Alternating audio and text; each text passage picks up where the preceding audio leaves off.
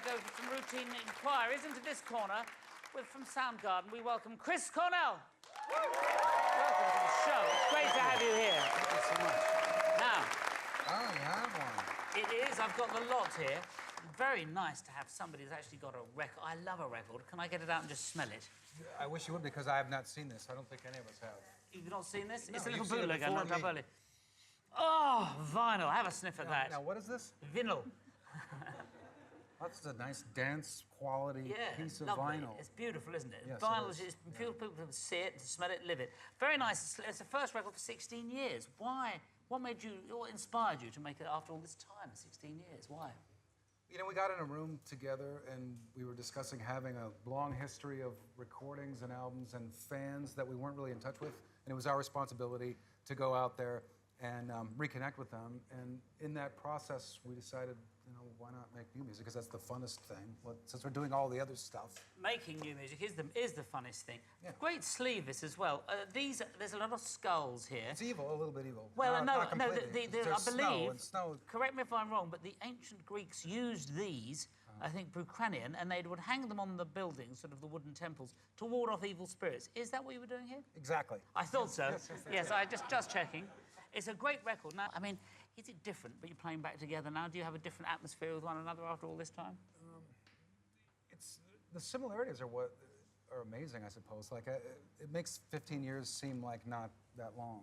Like, music sort of seems to transcend time when we're trying to rehearse a song that we haven't played in, say, 25 years, and we're listening to the record, remembering every reason why we wrote it that way and arranged it that way, and you remember the room you were standing in and the discussion you were having. It just sort of erases all that time. And what made you all want to start in the first place? What was it that made you think, right, I've got to do music?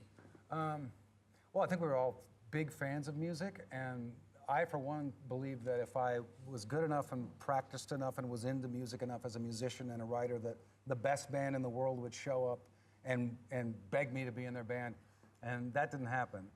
Oh, so you had to get there. So we had to invent our dream band, and that's Soundgarden. Well, you've done a superb job of it. Now, of course, lots of other groups, you know, Nirvana, Alice in Chains, all Pearl Jam, all coming from Seattle. Do you think was that an important part of the city? Did that play an important part in creating your sound and what you were about? I think we were sort of part of a bigger picture, which was the post-punk indie scene that was in the US, the UK, Australia, Canada. And that's what we wanted to participate in, and all our friends were kind of wanting to be part of that same thing, and that's how we started out. Of course, Johnny Cash did a great version of one of your songs, A Rusty Cage. Did you meet him? Yes, it was terrifying.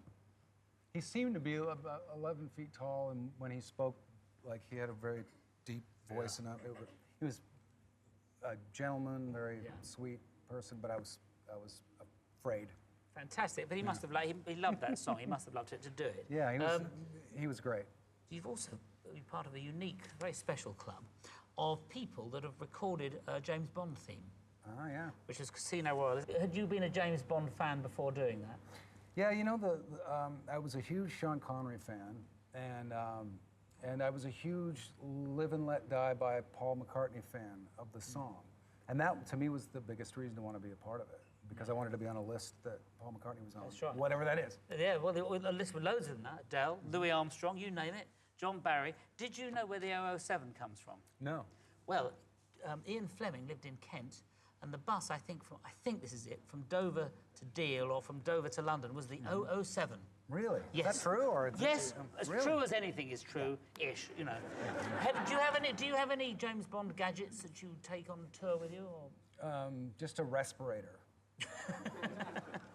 Is there any James Bond gadgets you'd like to take on tour with you? I would settle for, and it doesn't have to have the gadgets, but just the original Aston Martin that he drove out. Just to have that would be great. It doesn't have to have any bells or whistles, just the original one. I tried to get one when I wrote the song, tried to make that part of the bargain. And they said no. Yeah, right, just that quickly, too. Yeah. We're not doing that.